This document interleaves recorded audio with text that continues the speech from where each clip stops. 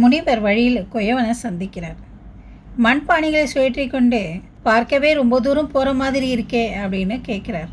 நான் கடவுளை காண செல்கிறேன் குயவரே.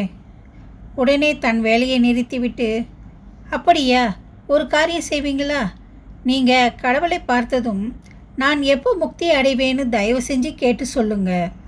முனிவர் அப்படியே ஆகட்டும் அப்படின்னு சொல்லிட்டு கடவுளிடம் சொல்கிறேன் அப்படின்னு சொல்கிறார். முனிவர் ஒரு பண்டிதரை சந்திக்கிறார். பல ஏடுகளை புரட்டி கொண்டே, முனிவர் பெருந்தகையே, தாங்கள் எங்கே புறப்பட்டீர்கள்? உங்கள் முகத்தில் தெய்வீக ஒளி வீசுகிறதே அப்படின்னு கேட்குறார். முனிவர், நான் பரம்பொருளை காண செல்கிறேன். என் ஜாதக கணக்கின்படி நான் மிக விரைவில் முக்தி அடைய வேண்டும். இருந்தாலும் நீங்கள் கடவுளிடம் நான் எப்போது முக்தி பெறுவேன் என்று கேட்டு சொல்ல முடியுமா? முனிவர், நிச்சயம், உங்கள் கோரிக்கையையும் நான் கடவுளிடம் தெரிவிக்கிறேன்னு சொல்கிறார். முனிவர் சொர்க்கத்தில் கடவுளை சந்திக்கிறார். கைகளை கூப்பி, பரம்பொருளே, உங்களை காணும் பாக்கியம் கிடைத்தது. அடியேனுக்கு ஒரு சந்தேகம். பூலோகத்தில் குயவன் மற்றும் பண்டிதர் இருவரும் தங்களின் முக்தி குறித்து கேட்க சொன்னார்கள். கடவுள் சிரிச்சு கொண்டே, ஆம் முனிவரே, அந்த குயவனுக்கு இந்த ஜென்மத்திலேயே முக்தி உண்டு. ஆனால் அந்த பண்டிதருக்கு இப்போதைக்கு இல்லை. ஏன் இறைவா, இதற்கு என்ன காரணம்னு கேட்குறார். நான் சொல்வதை அப்படியே அவர்களிடம் கூறுங்கள். அவர்களின் பதிலிருந்து நீங்களே புரிந்து கொள்வீர்கள். முனிவர் மீண்டும் பூலோகத்தில் குயவனை சந்திக்கிறார். குயவன் மகிழ்ச்சியுடன், முனிவரே, கடவுளை பார்த்தீங்களா?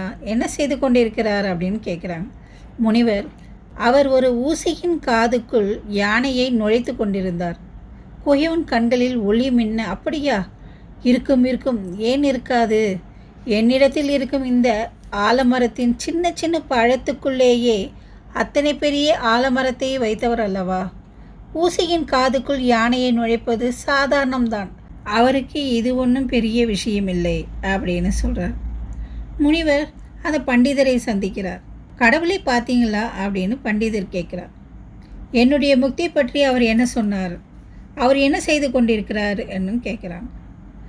ஊசியின் காதுக்குள் யானையை நுழைத்து கொண்டிருக்கிறார் அப்படின்னு சொன்னதும் அந்த பண்டிதர் சிரிக்கிறார்.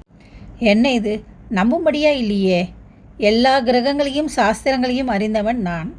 ஒரு ஊசியின் காதில் யானையை நுழைப்பது என்பது அசாத்தியம். இதை என்னால் எப்போதும் நம்ப முடியாது அப்படின்னு சொல்கிறார். முனிவர் வானத்தை பார்த்தபடி, வானத்தை நோக்கி, இறைவா, இப்போதுதான் எனக்கு புரிந்தது. குயவனுக்கு உங்கள் மீது முழுமையான நம்பிக்கை. ஆனால் இந்த பண்டிதருக்கோ தனது அறிவை நம்பி உன் ஆற்றலை சந்தேகித்தான்.